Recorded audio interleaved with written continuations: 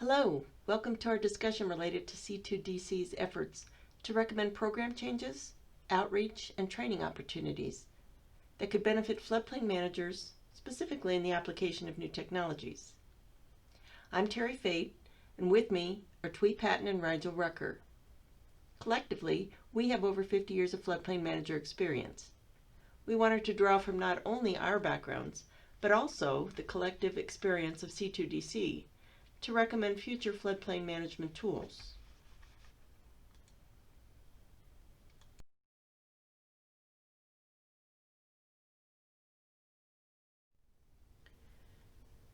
When the C2DC was formed, the purpose was to identify solutions and approaches to 2D floodways. These presented a unique challenge to modelers and floodplain managers. They also required significant man-hours to complete, given existing risk mapping, assessment, and planning standards. Enough so that the group formed was willing to test and evaluate solutions that were later presented to the Federal Emergency Management Agency, and have been used to push forward revisions to risk map guidelines and standards for flood risk analysis and mapping to provide for 2D floodway use and regulation. An update on the results of this effort will be discussed more in the next presentation. The idea was that it should be possible to use more beneficial technology for flood risk management and regulation.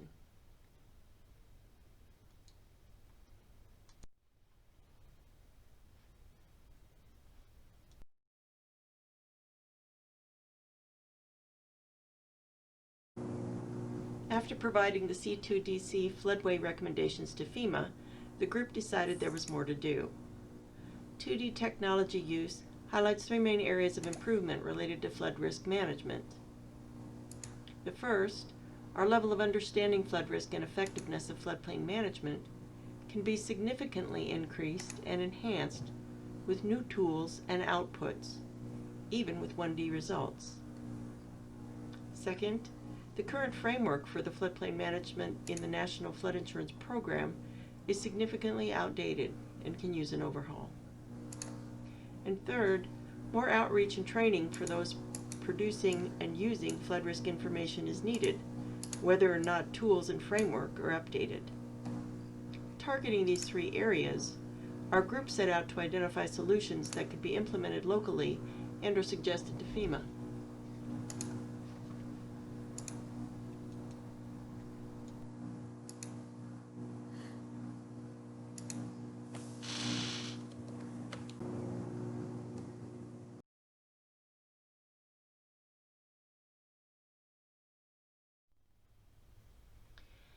Beyond the C2DC technical coordination described in the previous presentation, out of the three main areas of improvement, four major opportunities presented themselves for additional group focus: water surface elevation grids, full conversion to digital flood insurance rate map, interim guidance for floodplain managers and engineers to be able to use new study data now, training, outreach, and reference materials to inform and assist with implementation of the updated technology. The group set out to identify potential solutions or approaches to address each of these.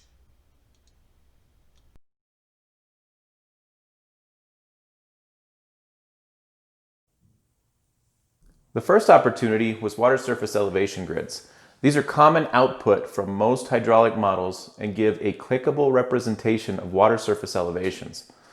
While available for 1D models, they are critical to better understand the results of 2D models. Not only is this easier to understand and read if provided on the correct platform, but also easier to produce than most existing FEMA tools. C2DC recommended that FEMA start by making these regulatory and available for use for floodplain managers.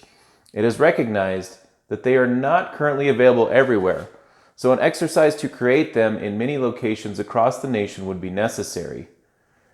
Wood has developed a process to produce these for existing 1D flood risk areas in the Mile High Flood District. Water surface elevation grids are already available in many locations across Colorado. This includes many of the studies that have been done across Northeast Colorado. This includes studies that have been done along most of the different parts of the Southwest Colorado. And the state also has a plan to create these with any new study that comes up.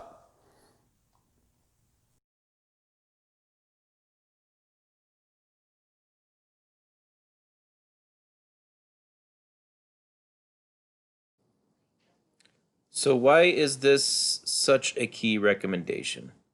For anyone who's obviously used a flood insurance rate map, pretty much all of them right now are based on one-dimensional models.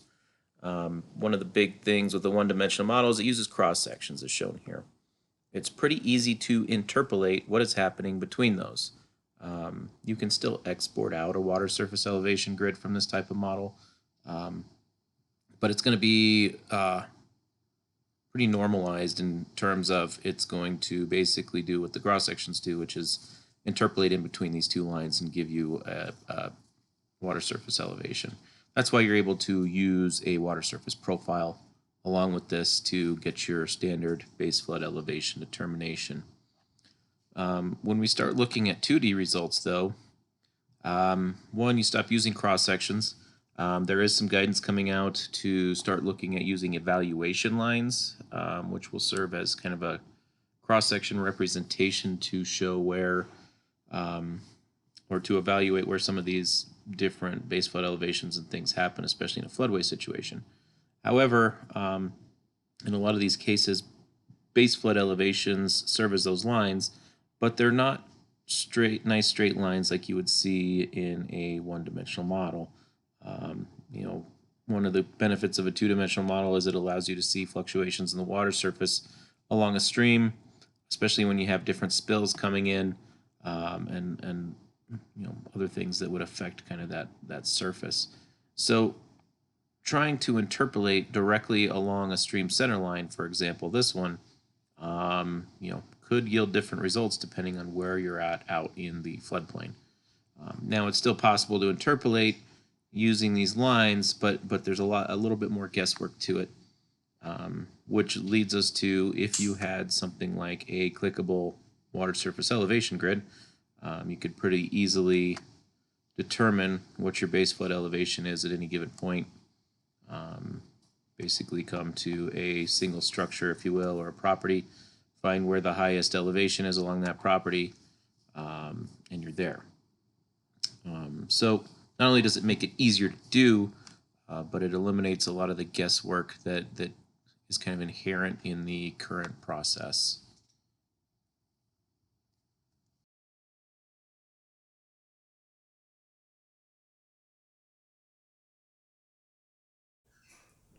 The second recommendation was that FEMA work towards actual digital firms. While many locations have digital data, the paper products still control. This adds to production costs, training on correct interpretation and use, and makes access and risk communication issues more difficult. Transitioning to a full digital firm would likely take longer than the previous effort, as challenges like unmodernized counties and revising the Clomar-Lomar process would need to be considered. While working on this recommendation, most communities surveyed indicated that they would be in favor of this change. But what do you think? We're going to put together a poll for you to start looking at while we continue this presentation. Basically, we're trying to ask if a digital firm would be right for you. Right now, floodplain managers are trained to still use the paper flood insurance study, paper flood insurance rate maps, and basically scale off of those, even though the digital data is available. But if everything was all digital, would that work for you? If you have some cases that might need to be considered, please add that in the chat.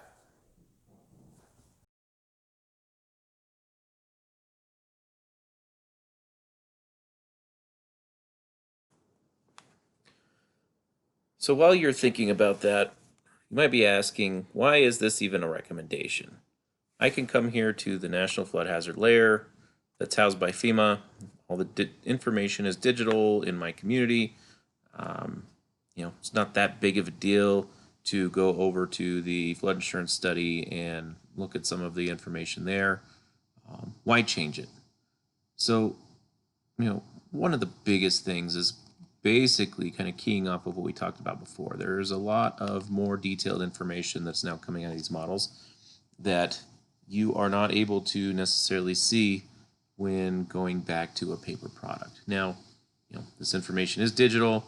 Some folks have it in their GIS department, but the folks that are mainly using it that we've talked to have said that, we just use that data and only go back to the paper products just for that official determination. And it's going beyond 2D modeling. We're also asking, is that something we should just recommend now, while we're looking at recommendations, and that we could be saving people time in having to use 2 different locations, but we could also be saving people money, right? Particularly FEMA. One of the things that goes into all of these different packages includes labeling, finding base data, coming up with all the notes on each individual panel, quality reviewing every single one of these. We think that there might just be a significant time savings if you don't have to publish this every single time, and you can move to publishing a digital product, especially when this isn't really as functional and or being used as much as it has been in the past. So if everything moves to an all digital format, it's easier to access, two, it can save time and money. Now we continually get the question of, well, what about the small community that has no digital infrastructure, isn't able to use some of this? And that's one of the reasons why we're trying to recommend that FEMA produces some of this. It's also some of the reasons why the state is already publishing some of this data. We figure most communities should have access to at least online viewers at this point. If they do not, we find that it's one of those things where, should we still be creating firms for everyone in the United States based on that, or is that a case where those are so few and far between, that's a case where FEMA could work with them individually and get them something that they need in that specific instance? There's been quite a bit of conversation on that, but ultimately we felt that the recommendation would be to move solely to this digital platform.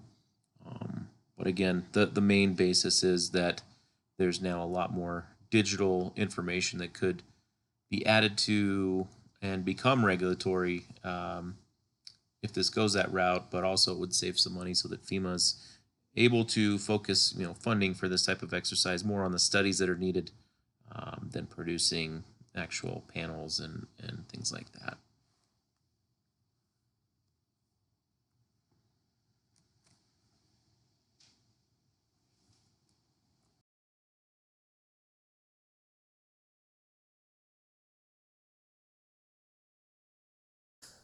So digital flood insurance rate maps and water surface elevation grids everywhere are going to take some time to implement. So as part of our discussions, we also want to say, what could people be doing, engineers and communities, right now to enhance their understanding of the 2D output and the use of that 2D output for floodplain management?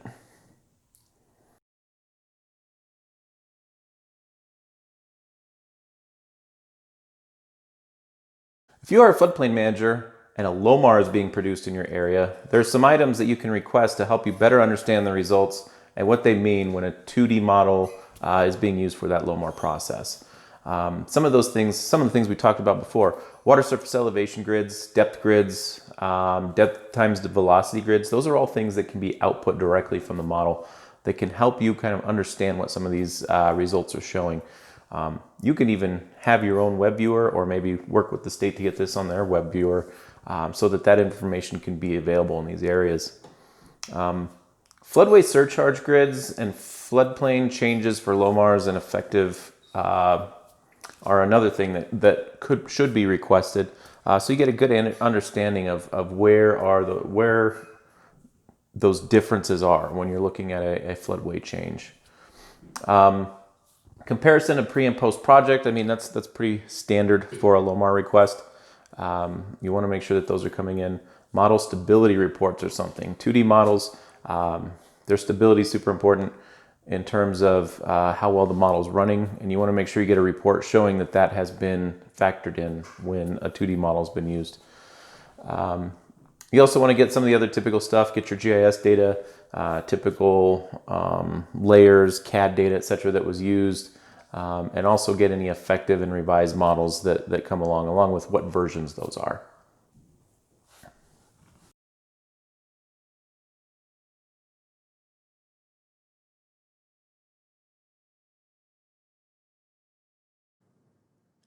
I want to touch a little bit more on a few of the items that I just mentioned. You might be familiar with some of those and they might be a little bit straightforward, but there are a couple that you may not have heard of or may not know what the use is and why we're recommending them. The first is depth grids. So one of the reasons why we're usually recommending depth grids is it's a lot easier to visualize where potential issues are in the results. It's also a lot easier to communicate those results to the public in terms of where those depths could be affecting them. Most people can react a lot better to you have a 4.5-foot depth of flooding anticipated at your property than your elevation is 7,568, for example. But it can also help you, again, kind of locate places that there might be potential issues right off the bat. Another one is depth times velocity.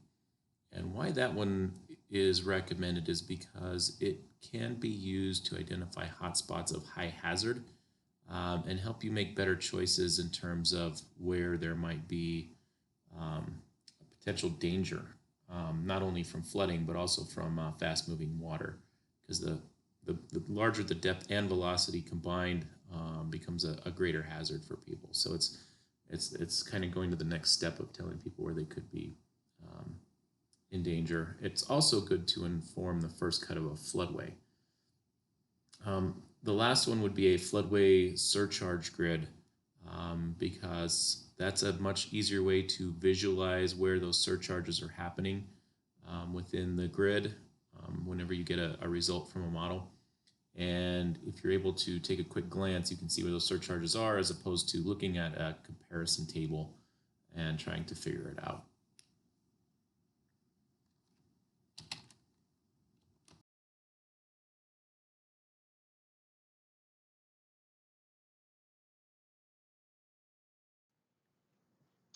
You might be asking, if you are telling me that I need to provide some of this information or have others provide this information as part of a study, what do I tell them what the standards are? What do I tell them what needs to be included in that?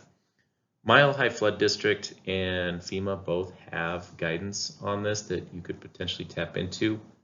Some of that includes guidance on different grids, how to format them, etc. All of that can be referenced, but it's something that you probably want to figure out what works best for your community, what you're familiar with, and how to best utilize that information. All of this, what you see here from Mile High Flood District, was provided to FEMA as an example so that they could also leverage it in any additional updates based on some of the recommendations that we are giving here.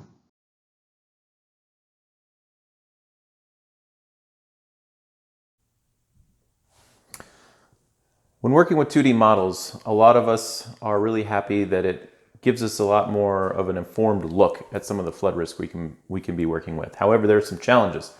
And so we also talked through what are the challenges for engineers and how could we potentially help that. The first challenge is that if the grids we spoke about earlier are going to be regulatory, there's going to need to be some training and getting caught up on how those are going to be formatted for local use.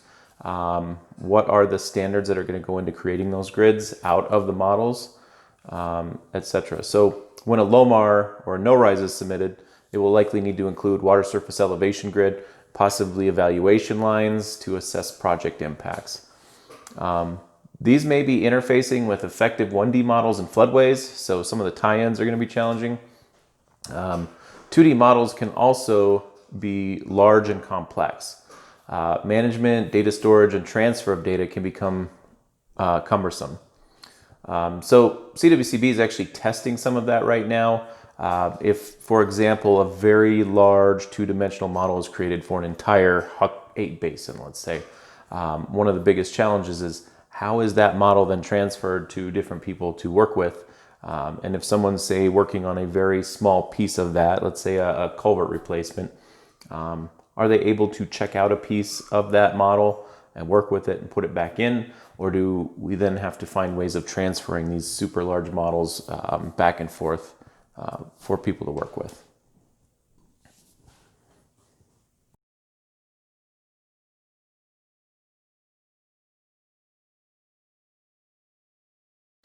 So with all of these challenges in front of us, is it possible for all this to come together? And if so, what type of training will be needed for these types of changes to occur? You know, we're talking big programmatic changes if some of this stuff moves forward.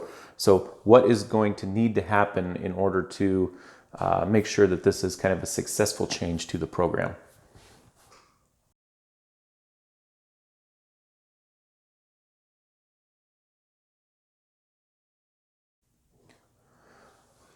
So I mentioned training, but what else is needed to happen for these to be successful?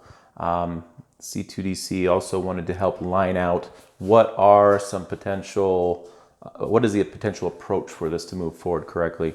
As discussed previously, water surface elevation grids will be needed in many locations for them to be the go-to source for information. There's a lot of gaps. Other comparison methods may also be needed to assess proposed project impacts, such as evaluation lines, interfacing transitions to from effective 1D models with floodways. This could help lead to longer-term vision of all digital products. Each of these can help improve understanding of results and help communicate 2D results more accurately and reduce the cost of the overall program. We believe both could be achievable in a 1 to 5 year time frame. There would need to be some concurrent work to create revised submittal quality standards, develop training, and work on the model restrictions and 1D and 2D transition issues discussed for engineers. In the meantime, as I touched on a little bit previously, Colorado has already taken steps to kind of move towards this and kind of get some of these things going. This includes a 5-year plan to study the majority of the state using 2D methods. Basically, there's also been a site set up where water surface elevation grids and other data can be utilized digitally. And there's also a site set up to add trainings, outreach materials, and other related items that can be accessed by anyone. That's going to be talked about in a little more detail later.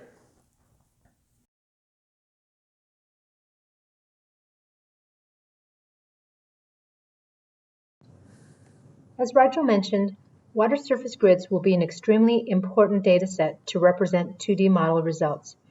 If our recommendations to FEMA come to fruition, a digital platform will be needed to host digital products. Now, while these suggested improvements are meant to help local floodplain managers with their understanding of outputs and flood risk and make management easier, there is still work to be done. As always, change brings new learning and training opportunities. C2DC wanted to make sure these were identified as best as possible. The CWCB has already set up a web portal and story map for each risk map project in Colorado. As you can see here, the non-regulatory digital products are shown for Boulder County as an example. This includes preliminary floodplain limits, changes since last firm, which shows the areas where flood risk has increased or decreased. Depth grids, which provides the depth of flooding at a location for the specified return period.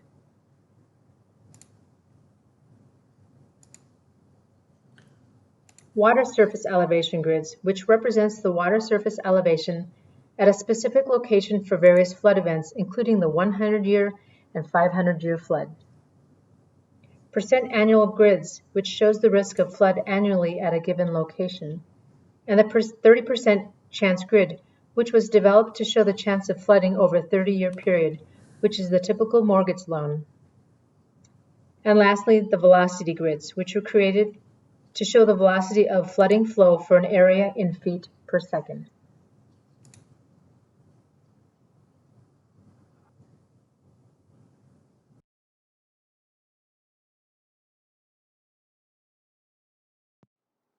The CWCB is already working with partners to develop several trainings and tutorials, and has some already available on our website. When polling local communities, the extent of necessary training went well beyond 2D understanding. Many are highlighted here.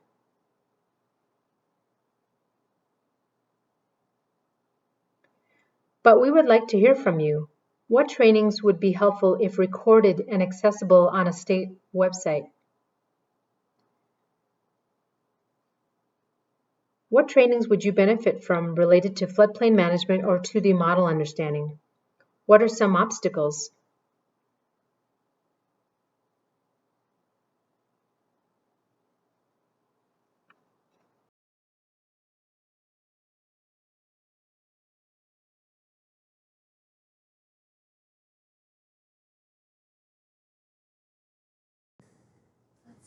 While you think through the poll question, trainings have been and are being posted as we speak. The CWCB website has a YouTube page which you can link through www.coloradohazardmapping.com. There are currently 4 presentations available. An announcement kickoff training, how-to video to complete a mass LiDAR LOMA when new topo is acquired in your area, instructions for using the homeowner report on the website, which allows homeowners to get a report of the water surface elevations, depths, etc. in areas where they are available in Colorado, and a presentation for public stakeholders describing why firm updates occur and what they mean. He was my family. I'm not asking you to let him go.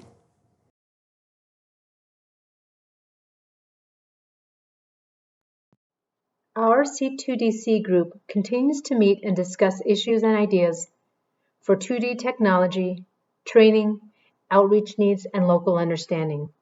If you are interested in being a part of our planning group, please contact any of the presenters and we can get you included on the contact list.